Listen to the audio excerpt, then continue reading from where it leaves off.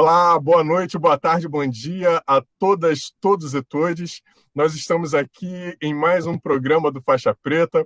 Eu sou o Léo Bento. Nós estamos na presença também do Rogério José, do Humberto Alves e do Júlio Vitor.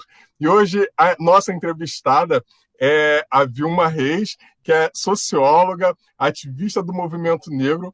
Ela é defensora dos direitos humanos, das mulheres, dos negros e dos LGBTs. Ela foi também ouvidora-geral da Defensoria Pública do Estado da Bahia e é membro do coletivo Marim. E eu já vou emendar numa pergunta.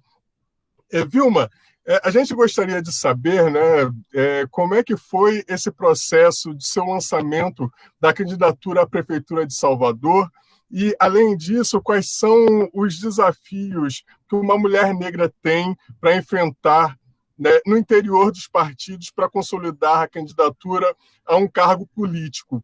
E também, né, na sua avaliação, numa avaliação geral, sobre a sua pré-candidatura, e em particular as de mulheres negras no Brasil, como é que você faz uma avaliação geral sobre as candidaturas de mulheres negras que vêm acontecendo, não só em Salvador, né, mas no Brasil como um todo? Vilma, por favor, seja bem-vinda. Olá, saudações, sou Bento, Humberto Alves, Rogério José e a Júlio Vitor. Saudações a toda essa iniciativa, né, de homens negros se juntarem para uma ação política coletiva. Isso para a gente é muito importante. Só queria dizer assim, nós, da MAIM e do Fórum Marielles, que é uma iniciativa de articulação que junta várias organizações de mulheres negras.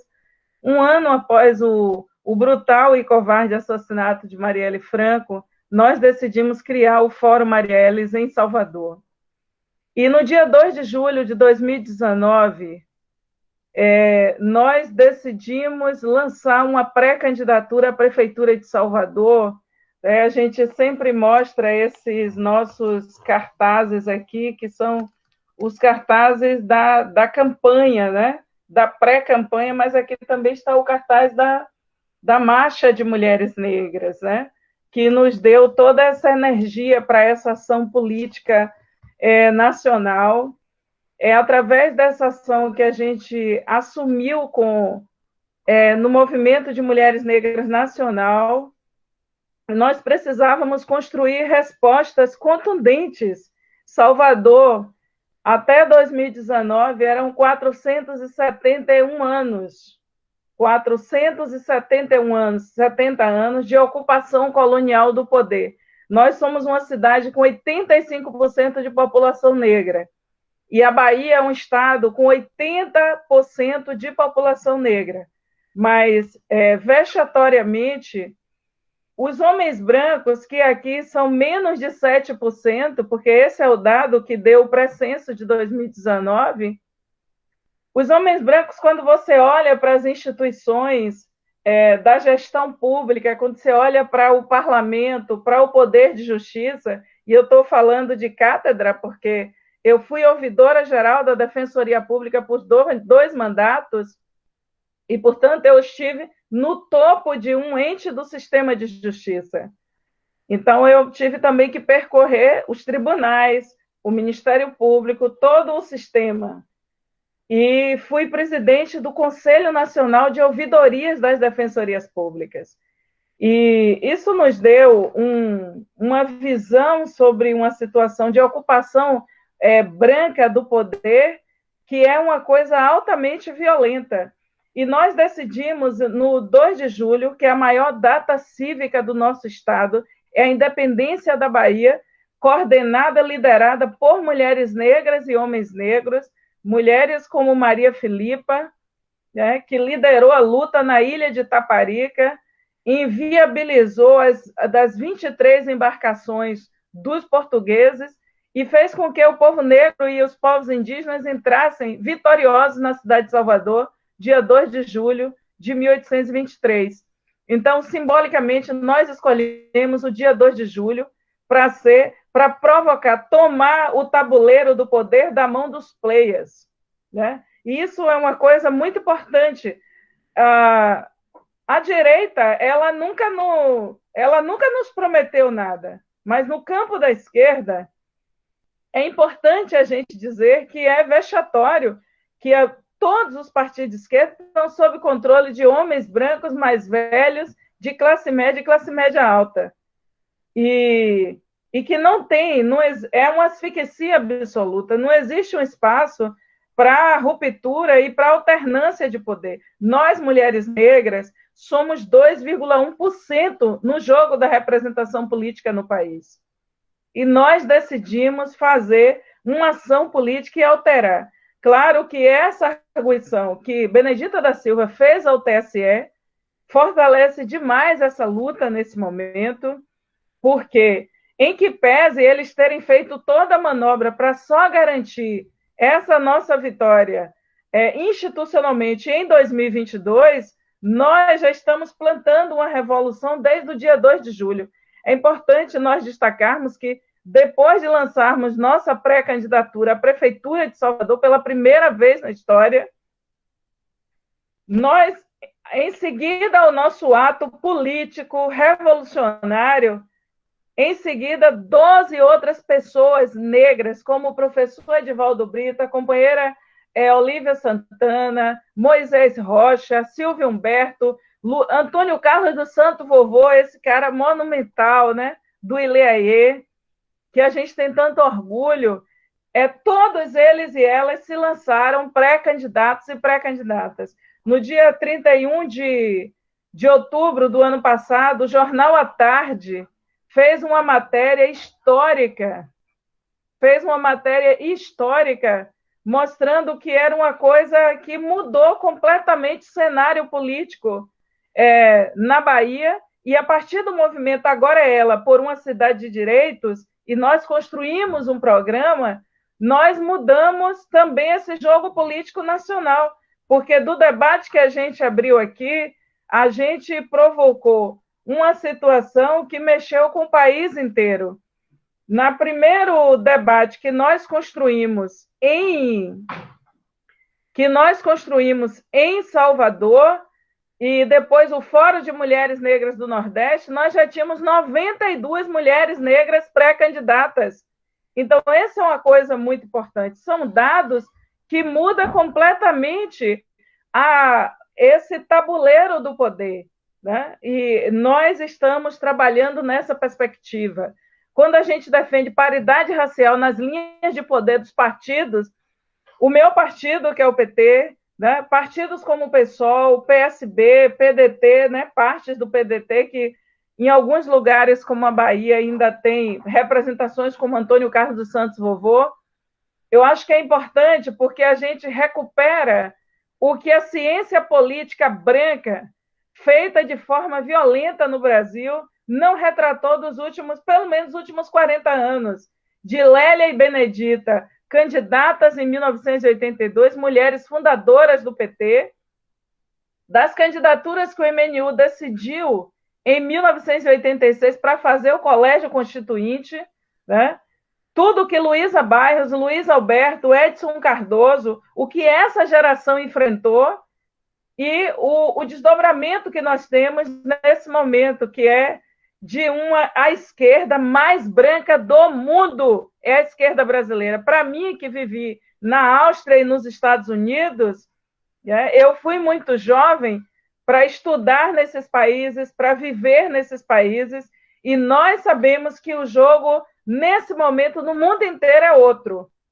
Então, a situação dos Estados Unidos é você ver emergir uma liderança como Barack Obama, emergir uma liderança como Alessandro Ocasio-Cortez, né? E mudar o jogo da própria centro-esquerda norte-americana. Epsi Campbell, que é vice-presidente nesse momento da Costa Rica, são as juntas de Bogotá, Cali e Cartagena, na Colômbia, toda essa mudança política no México. E qual é a grande vergonha internacional? É o Brasil, né? Com uma esquerda, com uma cabeça eurocentrada, com uma cabeça absolutamente colonialista, e nós, como esquerda negra, estamos aqui para virar esse jogo. A batalha é Rogério, grande, Léo. sim, é verdade. E a gente está na luta, a gente não pode esmorecer. Rogério, por favor. Vilma, mais uma vez agradecer aí a generosidade de você estar com a gente hoje para conversar e, de uma forma ou de outra, você já introduziu um pouco o debate dessa segunda pergunta, que seria, considerando as pautas, né, raciais que foram articuladas no campo da esquerda e que estes setores também, e pensando que esses setores possuem sérios problemas em relação à questão do protagonismo negro, aí, pensando nisso, como assim provocar um letramento racial que faça com que eles tenham uma postura e uma ação verdadeiramente antirracista? Aí, você acha isso possível? Obrigada, Rogério, pela questão. Eu gostei da expressão letramento, né? Porque há uma ideia, há um comportamento, principalmente no campo da disputa política, seja no parlamento ou no poder executivo, como se nós tivéssemos chegado ontem na disputa política. Como todas as carreiras dos brancos de esquerda foram todas construídas em nossos ombros, em nossas costas. Né? Isso é uma coisa importante. Mas quando você fala do letramento, é importante a gente destacar que 1931, quando a gente faz a Frente Negra Brasileira, né? Em 1937, José Correia Leite, Abdias Nascimento, Lucrécio, Laudelina Campos Melo e todas aquelas potências que organizaram a Frente Negra Brasileira, em 1937, esse grupo entra em confronto público com Getúlio Vargas, porque a batalha que a gente estava fazendo era organizar um partido político e com pauta racial e com justiça racial. Se a gente for mais para trás, quer dizer, a luta de João Cândido Felisberto e toda essa batalha política organizada no Rio de Janeiro, quando ele bota os canhões apontados para a Baía de Guanabara, né? É por mudanças políticas. O cabo Marcelino, que foi espancado por um branco da Marinha e que os negros se rebelam no convés do navio e diz nunca mais nós vamos aceitar isso.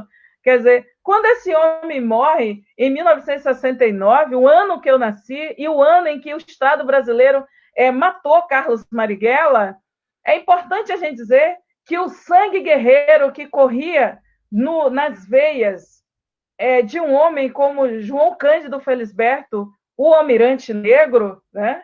Essa herança política de organização intensa, ela está em Carlos Marighella, deputado constituinte em 1946, né? Essa energia está em Antonieta de Barros, já nos anos 30, a primeira deputada negra eleita para o parlamento brasileiro.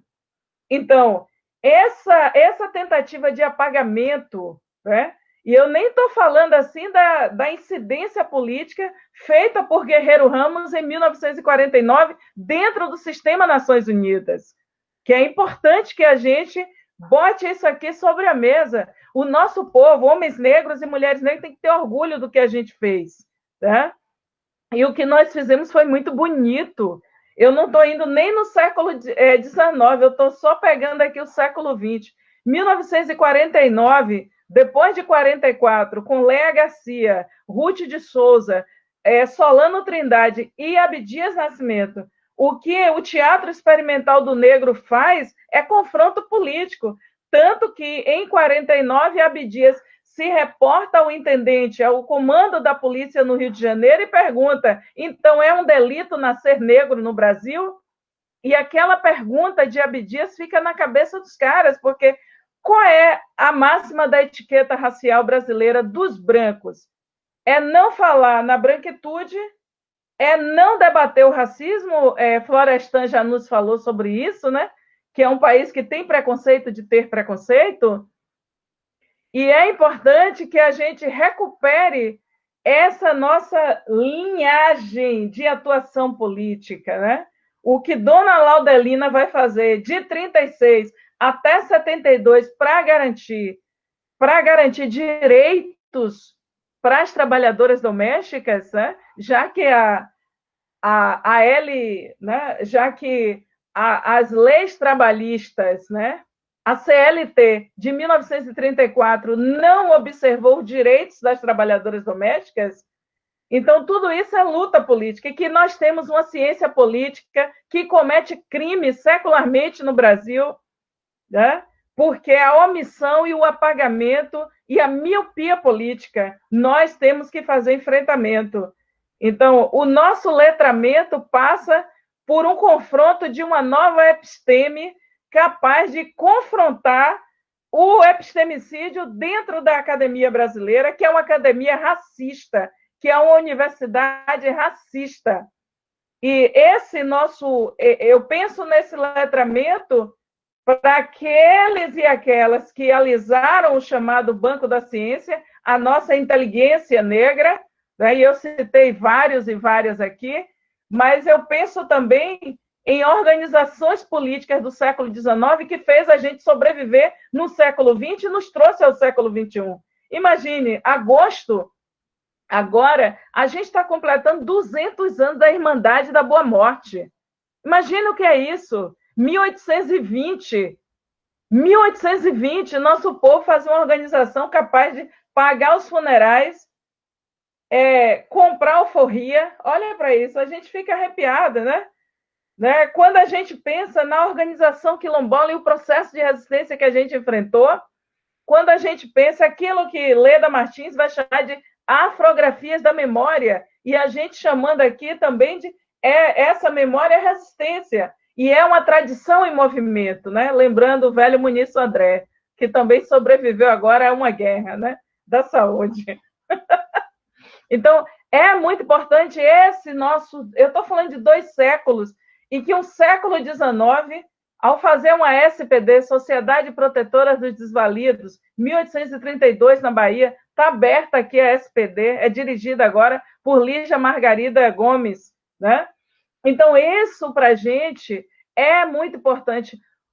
E como é que a gente chega às juntas, às mandatas coletivas? Como é que nós chegamos a esse desenho dessas primeiras 2 décadas do século XXI? Só é possível a gente parir uma Benedita da Silva de 2020 porque a gente pariu uma Benedita de 1982, né? Só é possível a gente parir uma esquerda negra comandada por mulheres negras como Áurea Carolina, como Érica Malunguinho, Mônica Francisco, por Tainá de Paula. Como é que a gente é possível parir uma candidata arquiteta que sabe tanto da cidade como Tainá? Só é possível porque a gente teve 2 séculos aqui de enfrentamento. Aquilo que uma carioca também que estuda na Bahia, que é Lisier Reis, né, ao escrever A Liberdade que Veio pelo Ofício, né, falar da arquitetura feita por homens negros no século XIX, né? Quer dizer, tudo, aquilo que Emanuel Araújo lembra para a gente, tudo que está de pé nesse país tem mãos negras, né? E essas mãos negras também construiu a nossa ciência política. Em 1998, Luísa Bairros convidou para vir ao Brasil Michael Mitchell, David Coven, Mark Soyle, Diana Pittsburgh e outras como Raquel de Souza e outras companheiras que ou são afro-americanos ou estavam vivendo nos Estados Unidos.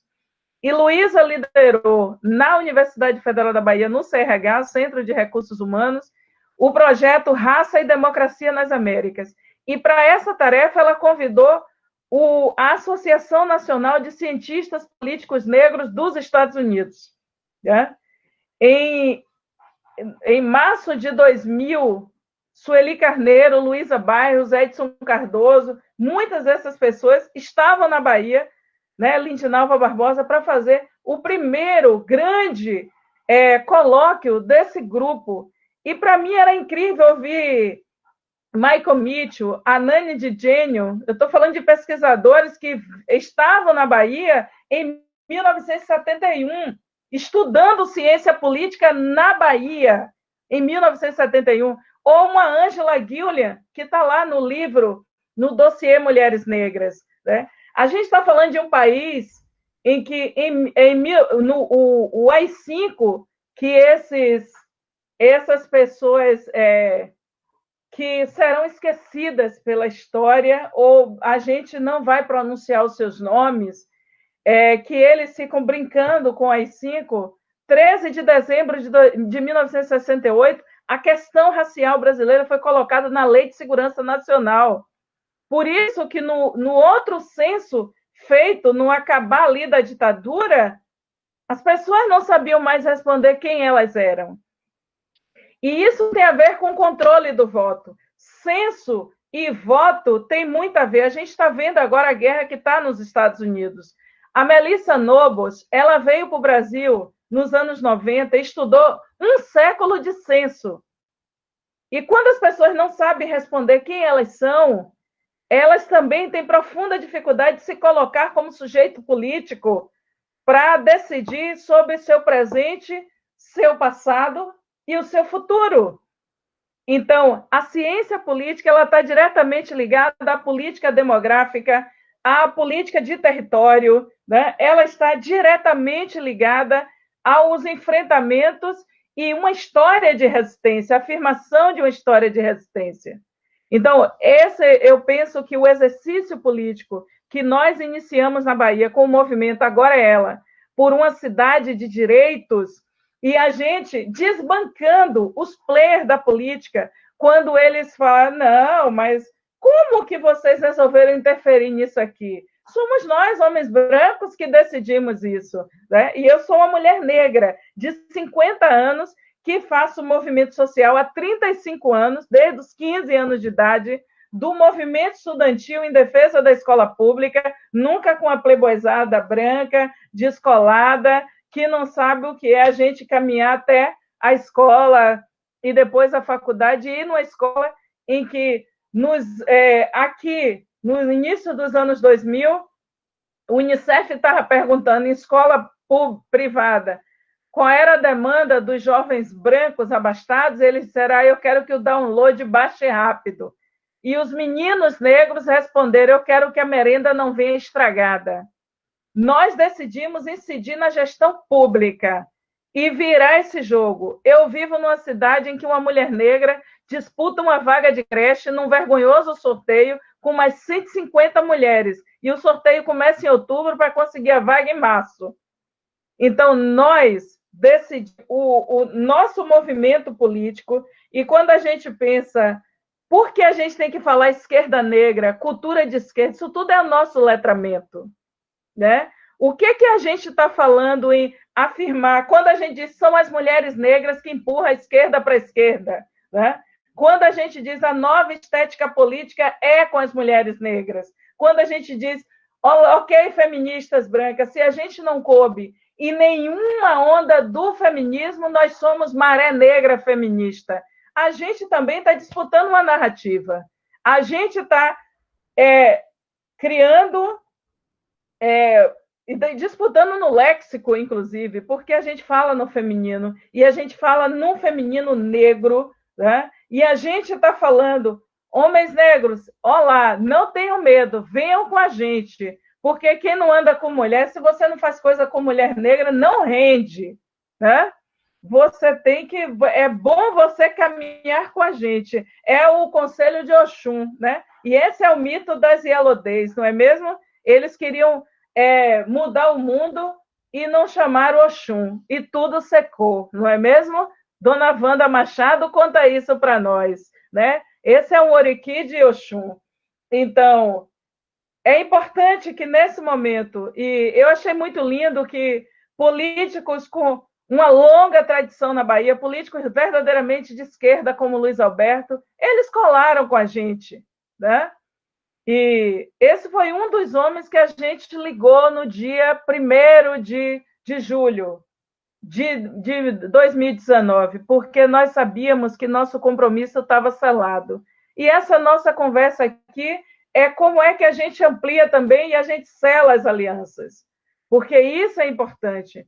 Nós estamos numa sociedade que quer o aniquilamento dos homens negros, né? Aquilo que está no texto de Luísa Bairros, que você está aí no livro que a nossa companheira organizou agora, né? Vozes Insurgentes de Mulheres Negras, que Bianca Santana organizou. E, de novo, está aqui o texto de Luísa Bairros, Nossos Feminismos Revisitados. Nós sabemos que os homens negros são aniquilados nessa sociedade e eles querem a mansidão e o silêncio dos homens negros.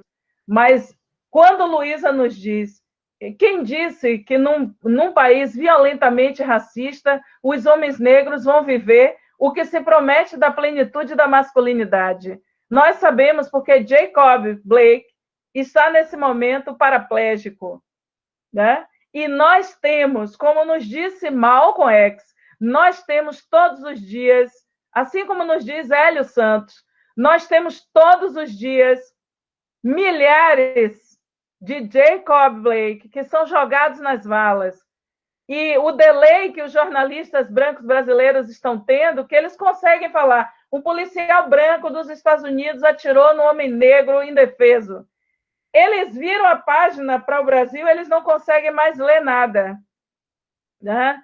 Então, essa é uma falsidade, e eu penso que coletivos como Faixa Preta podem nos ajudar e pode chegar junto nessa batalha e chegar junto de nossos homens negros que estão largados nas esquinas, né? Não adianta a gente... Os nossos títulos têm que ser, Rogério, para libertar o nosso povo. Nosso título não é para o branco achar a gente legal e que a gente é um preto ou uma preta educada, que ele pode convidar para a casa dele ou para a casa dela. Os nossos títulos têm que ser para a gente chegar e botar a nossa banca, né? É para a gente chegar e dizer, se segure aí, branco, se segure, branquitude, porque nós chegamos e os nossos títulos de graduação, mestrado, doutorado, não é para a gente ser o ponto preto feliz no meio da festa branca, é para a gente libertar o nosso povo, porque senão a gente bota o cabelo enrolado, bota o cabelo para cima, no minuto a branca e o branco vê a gente. Só que a gente está querendo que o menino da esquina nos veja, e é bom ter homem negro nesse front da luta. Júlio, por favor, meu irmão. Ô, Vilma, você já falou um pouquinho, né, na sua primeira resposta, mas eu queria que você falasse um pouco mais o que você achou dessa lei, né, desse projeto de divisão igualitária do fundo partidário para os candidatos negros. Né? A questão da reserva de vagas nos partidos, nas eleições, não passou, né? Mas a gente teve esse projeto do fundo eleitoral. Queria saber o que você acha, né? Quais são os desafios, quais são as possíveis ciladas. Queria que você falasse um pouco sobre isso. Ô, Júlio, agora você falou da Terceira Guerra Mundial, né? Porque tirar grana da mão de um branco é a Terceira Guerra Mundial, né? Que um branco emprega outro branco, um branco fica 7 mandatos no parlamento, depois, quando ele enjoa, vem para os tribunais de conta, que um branco indica o outro branco, e o que eles entendem de alternância no poder é pegar um branco mais jovem para botar naquele lugar para aproveitar todo o seu eleitorado. É uma vergonha total. Então, obrigada, né, que vocês abalaram nas perguntas, e eu queria dizer o seguinte: a gente não perdeu nesse momento, a gente está acumulando, Júlio. A gente está acumulando. Porque, por exemplo, a gente está fazendo aí com o Mulheres Negras Decidem aí no Rio, a gente está montando uma plataforma de mulheres negras candidatas. A questão que a gente levantou em Salvador, as questões que a gente está levantando no Rio, em São Paulo, Rio Grande do Sul, Brasília, né, o Distrito Federal e o entorno, as questões que estão colocadas lá no Pará de Dona Zélia Amador de Deus, né? E de Nilma Bentes, essas duas potências do SEDEMPA, as questões que a gente está levantando no país inteiro, a gente está aqui em Salvador, a gente está dialogando com as companheiras e os companheiros lá em Portugal. Joacine Catar Moreira veio para a Bahia em outubro e montou aqui com o Fórum Candaces um diálogo potente. Agora o Imune de Portugal está em diálogo com as Candaces daqui, o Fórum Marielles. Então, nós estamos acumulando, Júlio. E os brancos estão passando vergonha. Eles estão passando vergonha. E por que eu digo assim que eles estão acumulando? Quando a gente olha o que é a esquerda na Espanha, que teve a compreensão de abrir o PSOE, o Partido Socialista Espanhol, abriu e criou a possibilidade de que os imigrantes africanos, latino-americanos, asiáticos votassem nas últimas eleições da Espanha e que isso mudou a configuração política. Então, qual é o grande gargalo mundial? É o Brasil. Né? E a gente tem essa esquerda que, para nós, é muito importante a gente pensar, não tem volta. Assim como a gente teve essa arguição de Benedita agora ao TSE, e junto com a Coalizão Negra por Direitos, junto com o Educafro, junto com a Articulação Nacional de Mulheres Negras, é importante a gente dizer que também agora a gente está retomando no Congresso a PEC das cadeiras negras, que aí, Júlio, esse debate vai retornar para dentro do Congresso. Em 2013, Luiz Alberto conseguiu que a PEC, aí fica mais um projeto para vocês darem uma olhada, a PEC das cadeiras negras voltasse e ele fosse votado e chegou até a aprovação na CCJ, que é a Comissão de Constituição e Justiça. E o que é vergonhoso para os nossos partidos de esquerda é que, com a saída de Luiz Alberto, ele perdeu o mandato, não foi reconduzido em 2014, nenhum outro parlamentar pegou o projeto. Mas agora, depois de toda essa movimentação política aqui em Salvador, Luiz Alberto voltou para Brasília e articulou, e vários parlamentares vão representar o projeto. E a PEC das cadeiras negras vai falar exatamente, Júlio, da reserva. Vai falar exatamente dessas cotas que é por dentro e que a gente está pensando como é que a gente quebra essa situação por dentro, né? Por que eu levanto? Por que eu levanto essa questão? Porque se a gente conseguiu agora emplacar essa discussão, o constrangimento está em todos os partidos, todos. Você só vê branco correndo para dizer que não é racista. Só que a gente não quer esse constrangimento simbólico. A gente está falando, como diz Érica Malunguinho, a gente está falando numa outra reintegração de posse. Devolvam o que foi retirado da gente. Devolva o que a gente nunca acessou. Devolva as carreiras políticas dos brancos de esquerda com os dentinhos abertos que a gente carregou em nossas costas. Então, nosso debate é nesse sentido. E não existe fazer campanha política sem recursos, sem cuidado com a comunicação, sem media training, sem defesa e sustentação jurídica nas cortes do TRE. Né? Não existe você fazer campanha política sem contabilidade eleitoral, porque aqui nós temos constrangimento de ter pessoas que foram candidatas que estão impedidas de se reapresentarem na corrida eleitoral por causa de uma nota fiscal de R$50. Isso é racismo institucional. Né? Então, o recurso para as candidaturas negras, ela precisa vir de todas essas formas.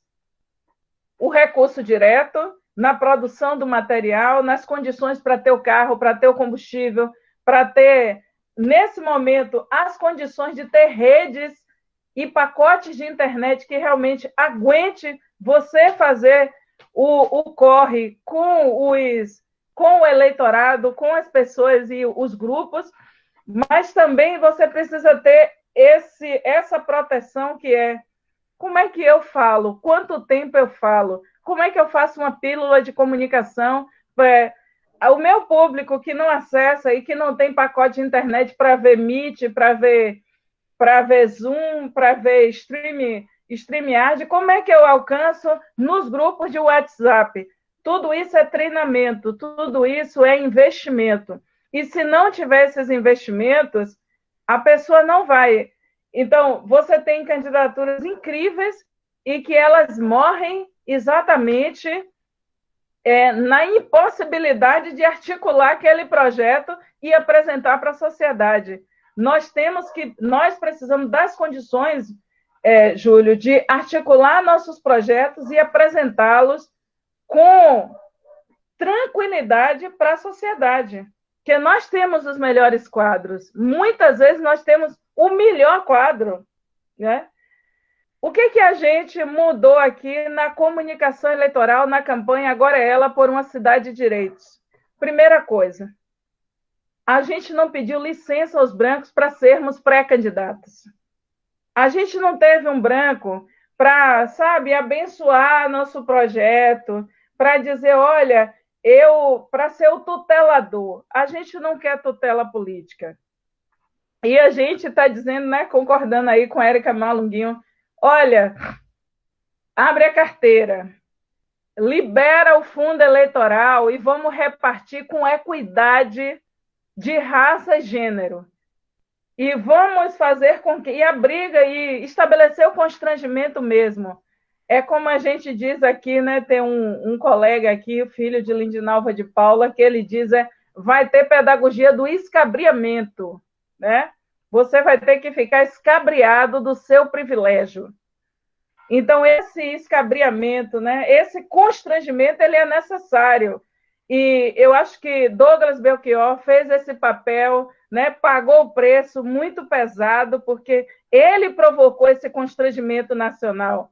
Quando uma candidata teve 300 mil e ele teve 4 mil. Né? Uma liderança que coordena 32 cursinhos pré-vestibular que coordena o Uneafro Brasil. E que é da potência. E hoje, sem mandato, Douglas faz o que faz no Brasil, né? Liderando conosco a Coalizão Negra por Direitos. E mostrou a perversidade da branquitude que coordena com mão de ferro os partidos. E revolução boa começa em casa, Vitor. Então, esse debate a gente tem que fazer nos nossos partidos, no PT, no PSOL, no PSB, né? No PDT, nos partidos onde nós estamos. A esquerda precisa, a direita não nos prometeu nada, a direita é direita, como dizia Graciliano, governo é governo. Né? Mas a direita é a direita, né? Ela nos odeia a vida inteira. Agora, quem disse não, olha, companheiro, né? A gente avisa ao companheiro, nós não queremos que você nos represente, porque quem dorme com os olhos dos outros não acorda na hora que quer. Né? Então, isso para a gente é muito direto e é uma necessidade política. Companheiro, nós não queremos que você nos represente. Né? Você já foi bastante representado, você empregou todos os brancos que você conhece, você levou as suas pautas para dentro do parlamento, para o poder executivo, né? Você formou secretariados que parecia que a gente estava na Suécia, nem na Suécia, que a Suécia não aceita os secretariados que tem aqui, né? Tão caucasiano. Então, nós estamos aqui para promover a pedagogia da desobediência e nossa desobediência colonial ela é necessária, né? E a gente está aqui também para ir para a pedagogia do constrangimento. A gente não vai ter um branco companheiro, né, para vir com a conversa mansa e querer o negro e a negra mansa. Nós não somos. Lembrando a nossa irmã Angela Davis, as mulheres negras têm toda a razão de estarem aborrecidas nessa sociedade. E os homens negros, né, que, como nos disse Richard Wright, não podem aceitar ser chamados de garotos. Né? Humberto, nossa mente secreta, por favor. Vilma, dessas coisas todas que você vem falando, você já me contemplou em muitas coisas. E quando uma coisa que você me chamou a atenção, quando você fala da questão da revolução, que tem muita gente que tem medo de falar de revolução. Eu sou o cara que adoro revolução. Tem outras coisas que você falou que me contempla muito. Não tem que ser quietinho, tem que se rebelar. Tem outras coisas que você me contempla também, quando você fala que é o movimento, né? negro que leva à esquerda, mais à esquerda. Mas eu queria te fazer uma pergunta sobre o seguinte. Na verdade, assim, o que você diria hoje, assim, o que você diria para os candidatos que estão concorrendo agora para a vereança em todo o Brasil? Alguns com opção de concorrer pela direita, falando que pela direita também tem possibilidade de transformação. E por quê? Por que eu estou falando isso? Porque tem candidatos com muito boas intenções, que vêm do partido de direita, né? Falando o nosso discurso, falando que pode transformar, que isso é uma forma, mecanismo. E aí você coloca aí muito bem que na direita a gente já não tem muita possibilidade, na esquerda tem os amigos dos amigos, a branquitude concentrada. E eu queria te perguntar o que você podia falar para essas pessoas que estão concorrendo, homens e mulheres que estão concorrendo à vereança no Brasil. O que você tem desse tempo inteiro? O que você tem para falar para essas pessoas? Obrigada por essa quarta potente pergunta, né? Na verdade, a gente está aqui num diálogo. Queria dizer assim, Humberto, que quando eu digo que não é com a direita, é porque a gente sabe que a direita está comprometida com a morte, né? Ela está comprometida com a acumulação quatrocentista, né? Ela herdou dinheiro do tráfico transatlântico, do tráfico escravista. Essa resistência em mudar a política tributária no país tem a ver com a ganância dessa direita, né? Ao mesmo tempo, a gente faz a crítica, que por que a gente diz que quem empurra a esquerda branca para a esquerda somos nós, né? A esquerda negra. E tem sido assim secularmente. Eu falei aqui só de um século de enfrentamento. Imagine, né? Carlos Prestes foi avisado pelo Partido Comunista Russo de que ele cuidasse da questão racial no Brasil, que seria a grande questão do Brasil, né? A ciência política russa já tinha olhado para essa situação. Isso eu estou falando de 1946, né? 1946. Mas quando eu falo também que a gente não pode aceitar uma esquerda punitivista, uma esquerda que abre os dentes para o populismo penal, uma esquerda que não teve respostas e assistiu o superencarceramento nessa última década, né? Então, isso também são alertas importantes, porque a gente tem que manter a vigilância democrática e cidadã, senão essa esquerda branca ela sucumbe, principalmente no projeto de segurança pública, porque ela deveria estar afirmando um projeto muito mais amplo de direitos humanos. Então, para nós, a direita não dá de jeito nenhum. Houve sempre uma acusação de uma certa parcela da esquerda branca de achar que nós, povo negro, não éramos de esquerda. É muita petulância, né? É muita arrogância política. Essa é uma questão. E a gente vai conversar mais outros dias sobre essa questão, porque ela é longa, né? Havia desconfiança de todo homem negro que se aproximava de uma organização de esquerda. Eu falo homem negro porque esse mundo público era muito da masculinidade, né? Mas quando eu ouço, por exemplo, histórias como de toda uma esquerda negra, quando você lê José Correia Leite, aquele livro, E Disse o Velho Militante, né?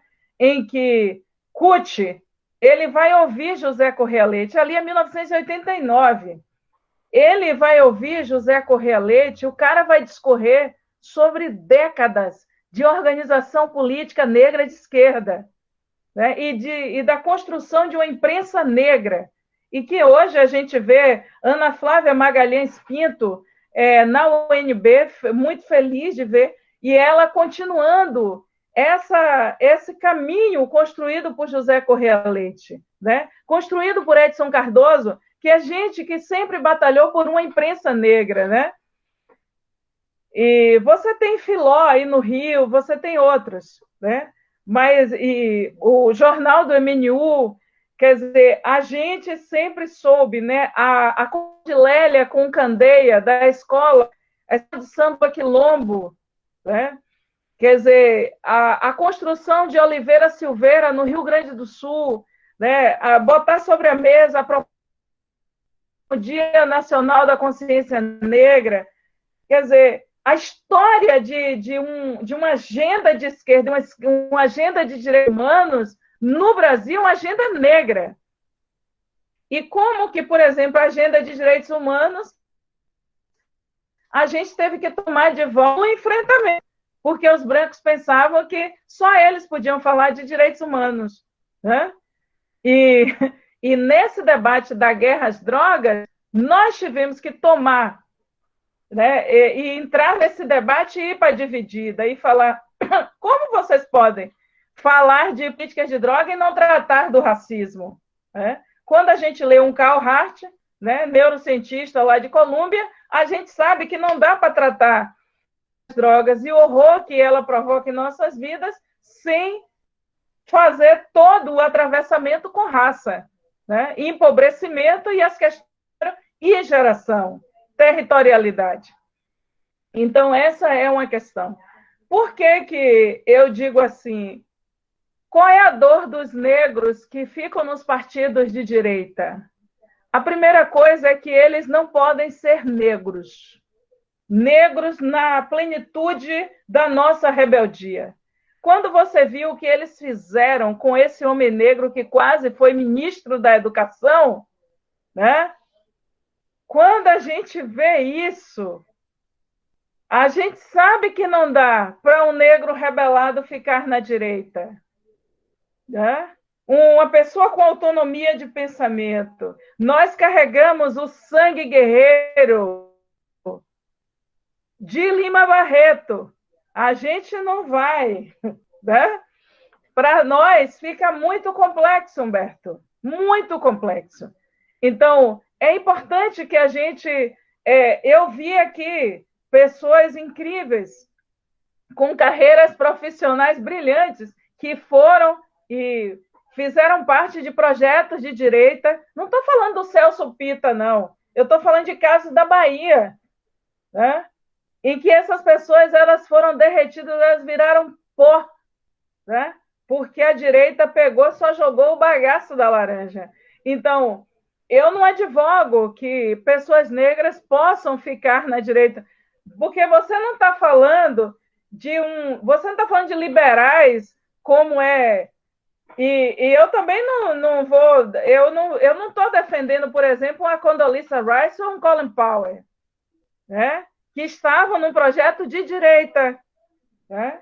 E que hoje eles estão... o Colin Powell fez autocrítica e está se colocando para apoiar Joe Biden, por exemplo, né? Dentro dessa geopolítica internacional. E a Kamala Harris, né, que vai arrastar todos os votos ali da centro-esquerda, quer dizer, também ela dá uma guinada para a esquerda, né? E ela é uma mulher do sistema de justiça, ela é uma promotora, ela é uma mulher que vem de um lugar que é muito hard e que é muito difícil você ser um negro de centro-esquerda. E Kamala Harris conseguiu dar essa virada. Então, é importante que a gente olhe. Uma promotora e uma mulher do sistema de justiça, como Alexander, por exemplo, eu estou olhando para esse exemplo dos Estados Unidos e dizer, de que lugar que eu estou olhando? Eu sou uma mulher que me movo como defensora de direitos humanos, eu me movo de dentro e de fora do sistema de justiça, que é muito difícil você ter quadros de esquerda, né, em lugares de poder nesse espaço. Então, e muitas dessas pessoas são pensadas para vir para a carreira política. Um outro exercício que eles fazem com os negros que estão na direita é se comportar, enquanto políticos, como se a política não importasse. Para nós, é uma navalha na carne, né? Então, a gente não pode correr esse risco, né? Nós não podemos correr esse risco de dizer, não, é possível fazer esse caminho pela direita. Tem custado muito, custou o professor Edivaldo Brito, custou a companheira aqui que foi vice na chapa do ACM Neto, né? Foi aniquilada, sabe? A gente vê um quadro incrível como a nossa ex-reitora aqui da UNEB e que foi para uma gestão de direita e que tem os custos que tem, né? Então, para a gente é muito complexo. E eu estou falando de uma história aqui na Bahia, mas eu posso falar de outros que foram zerados, como o Celso Pitta, né? E que para a gente é muito complexo. E como a gente vê uma direita negra que se organiza, por exemplo, no campo neopentecostal e que consegue ascender politicamente e que um dos preços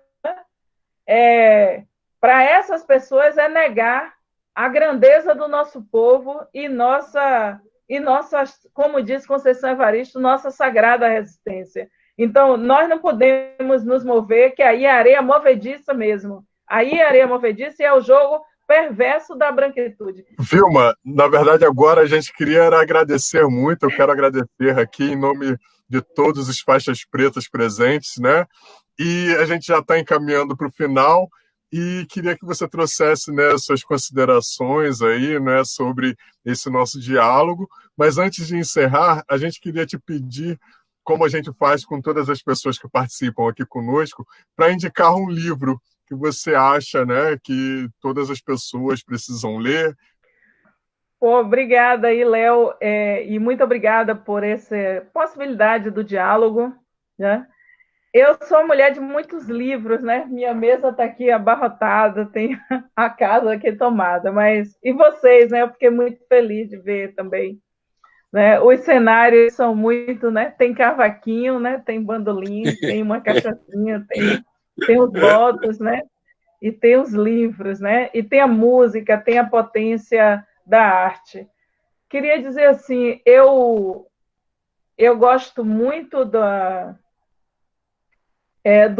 de livros que eles têm um sentido em minha vida. Nesse momento, eu estou lendo o Primavera para as Rosas Negras, que juntou todos os textos de Lélia, né? Que foram os coletivos pan-africanistas aí no Rio que organizou. Eu achei assim uma grande sacada. Eu indiquei esse livro, né, porque é para quem o Vozes Insurgentes de Mulheres Negras, porque é um livro que é para quem está aqui começando, né? Aí vai pegar todas as autoras, desde Laudelina Campos Melo, né, passar por Conceição Evaristo, todo mundo, porque é importante. E depois ler Sueli. Mas eu quero também indicar um livro do Edson Cardoso, que é o Negro Não, que foi a postura da mídia, a grande mídia, a mídia corporativa, na sua guerra contra nós, no nosso pleito sobre as cotas raciais nas universidades.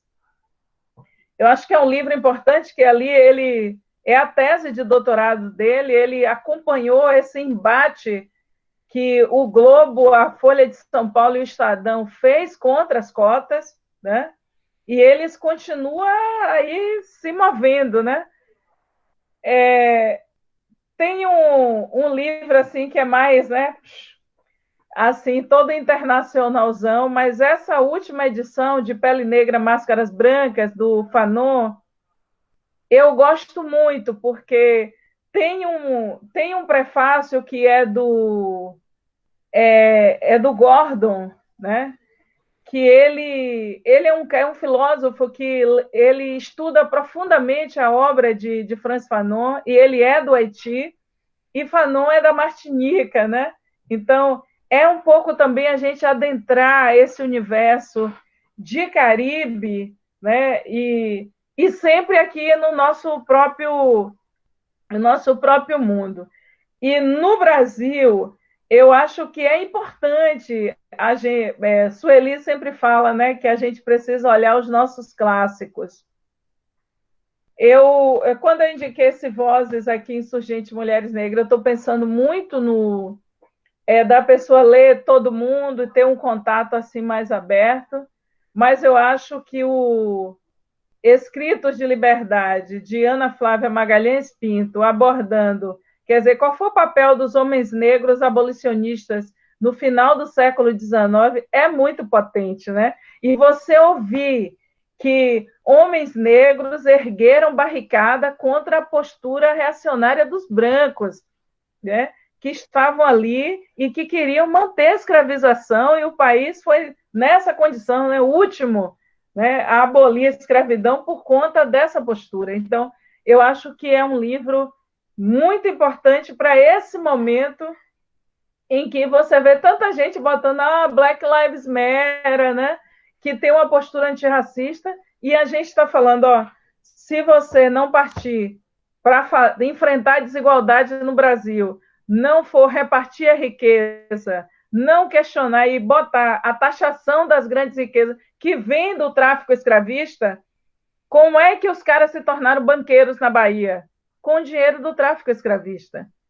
Né? Como é que se torna banqueiro no Rio de Janeiro? Como é que... E o que é essa especulação toda que se deu no Brasil, e que o trabalho nunca foi para os homens brancos, ele sempre foi pensado para os homens negros e as mulheres negras.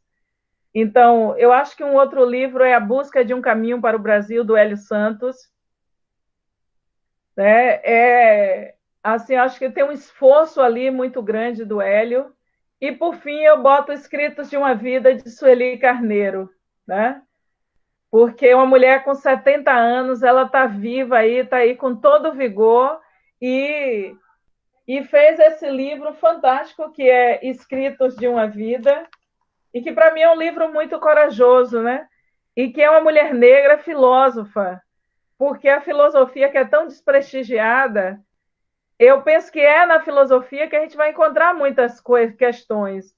E tem perguntas que de dentro e de fora da universidade a gente só vai encontrar resposta se a gente se fizer as perguntas. Eu gosto muito da Verdade Seduzida, de Muniz Sodré, porque eu acho que é uma ousadia mesmo a gente disputar cosmovisão e uma narrativa, né? Eu olho para Muniz e eu vejo um intérprete do Brasil, né? Ele é um intérprete do Brasil. Então, são essas potências que nós temos, e essa ousadia também de nós estarmos vivos, de estarmos vivas, e da gente produzindo com essa monumentalidade, né? Com essa potência. Quando eu olho para esses e essas que eu citei, e eu gosto muito de equilibrar, eu cito as mulheres, cito os homens, porque eu sou uma mulher de candomblé, eu sou um Iaô de Xangô. Então, existe o patriarcado, que é o poder todo para os homens, né? O matriarcado divide o poder e entrega as tarefas a quem pode desempenhar, né? Essa é a profunda diferença entre patriarcado e matriarcado, né? Uma sociedade matrilinear não é o poder todo para as mulheres, mas nós estamos à frente de um processo de uma revolução. Obrigado, Vilma. Nessas batalhas que o Faixa Preta, o coletivo Faixa Preta está fazendo, só uma sugestão, né? Que às vezes a gente vê os nossos meninos negros, eles citam Malcolm, os heróis afro-americanos, né? Todos só conseguem citar homens, e às vezes só homens afro-americanos, né? Às vezes nem está citando Tupac Shakur, né? Mas estão citando Martin Luther King, Malcolm X. Eu acho que era bom, né, vocês do coletivo Faixa Preta, um pouco olhar para essas irmandades de homens negros que se ergueram no Brasil, como a Irmandade do Rosário dos Homens Pretos de Salvador, está aqui no Largo do Pelourinho, A gente organizou Sociedade Montepio, centros de aprendizados e liceus de arte e ofício, que é o símbolo, por exemplo, do SPD, é uma régua e um martelo, né? Esses homens negros que carregaram saber e que profissionalizaram e ensinaram aos brancos. Quando eu vejo o pai de Henrique Cunha Júnior, que era um homem engenheiro e construtor na cidade de São Paulo, nos anos 30, nos anos 40, né? Esse é um trabalho que precisa ser feito e da gente botar isso na rua. E eu espero que essa irmandade de homens pretos, de homens negros, né? Que se constitui aí com vocês, que a gente também bote essa mão na massa, assim, em relação a sistematizar a grandeza feita pelos homens negros brasileiros, né? Para além desse exercício que Emanuel Araújo fez nas artes, eu acho que tem na arquitetura, né? Lisier Reis fez uma parte, mas eu acho que mostrar isso, aquilo que Emicida, quando ele fez aquele exercício com o amarelo, né? E mostrou a dor que aquele menino negro tem, né? E como ele está numa cilada, como ele está, como disse Cruz e Souza, né? Ele está emparedado. E a juventude negra masculina está emparedada nesse momento, né? Você não pode dar um passo na rua que morre. Você não pode dar um passo no shopping para comprar um presente para o pai. Que acontece o que aconteceu no Rio de Janeiro, um menino no shopping. Então, nós precisamos tratar dessa masculinidade contando da nossa grandeza. Né? E quando eu olho os liceus de arte e ofício, quando eu olho que quer dizer, desde aqueles que foram sequestrados nos portos de África e que foram obrigados a dar 7 voltas na árvore do esquecimento, para que nunca mais a gente lembrasse quem éramos nós. E como diz a canção, tudo chegou sobrevivente no Brasil, né? E a gente foi capaz de produzir milagres de fé no extremo ocidente. A gente hoje tem glaucoma muito mais porque nós passamos 3 meses no porão do navio e depois fomos expostos à extrema luz desse sol aqui. Então, nós precisamos contar isso para os nossos meninos, para eles terem orgulho, falar para eles, né, quem foi João Cândido Felisberto, falar para eles quem foi os irmãos Rebouças, que foram construir estrada de ferro. Eles fizeram, por que tem o túnel Rebouças no Rio de Janeiro? Né?